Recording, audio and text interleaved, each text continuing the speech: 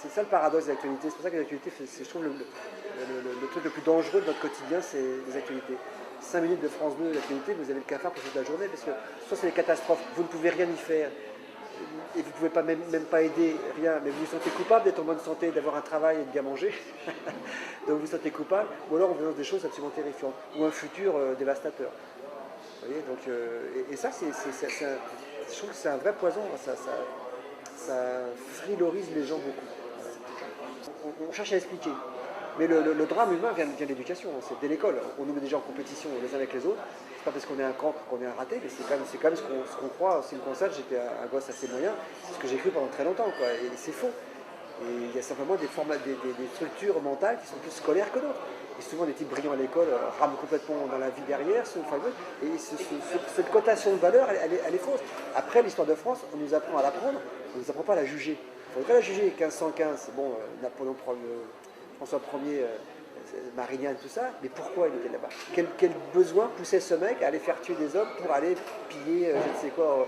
C'est ça qu'il faudrait raconter aux gamins, leur expliquer. De même qu'un corps humain qui fonctionne, il faudrait raconter aux gamins. Un gosse qui court dans la cour de récréation, je suis sûr qu'il serait intéressé de savoir comment ça fonctionne. Mais on leur fait faire calcul mental, la récitation, le machin, on les formate pour un système dans l'espoir de les rendre productifs. Ou on les transforme en vaches à lait, consommateurs, ou on les rend en prédateurs. Industriels. C'est vrai, les meilleurs deviennent des prédateurs. L'immense majorité devient des vaches à lait, des consommateurs. Tout est fait en gros pour que l'individu ne se rencontre pas dans une vie. Parce que s'il se rencontre, c'est terrible. Il développe un sens critique, il développe un jugement. Et alors là, il est ingouvernable. Donc que ce soit les religions, que ce soit les commerçants, que ce soit les politiques, ils n'ont aucun intérêt à ce que l'individu se trouve. Donc dès l'âge de 2 ans, l'enfant, en théorie et statistiquement, il devient un consommateur. Étienne Klein. Est-ce que la Terre tourne autour du Soleil?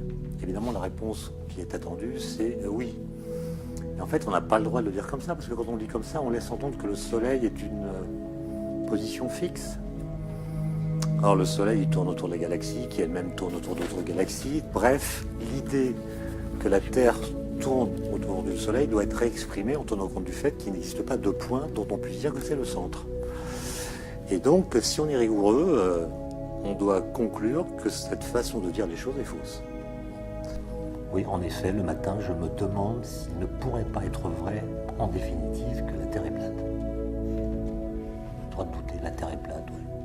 On a démontré qu'elle était ronde, mais bon, c'était l'effet d'un groupe, peut-être même d'un complot, qui nous a fait croire que c'était ainsi, mais en réalité, j'ai le droit de penser qu'elle est plate. Le truc qu'on devrait interdire aux enfants, c'est ça, c'est les informations.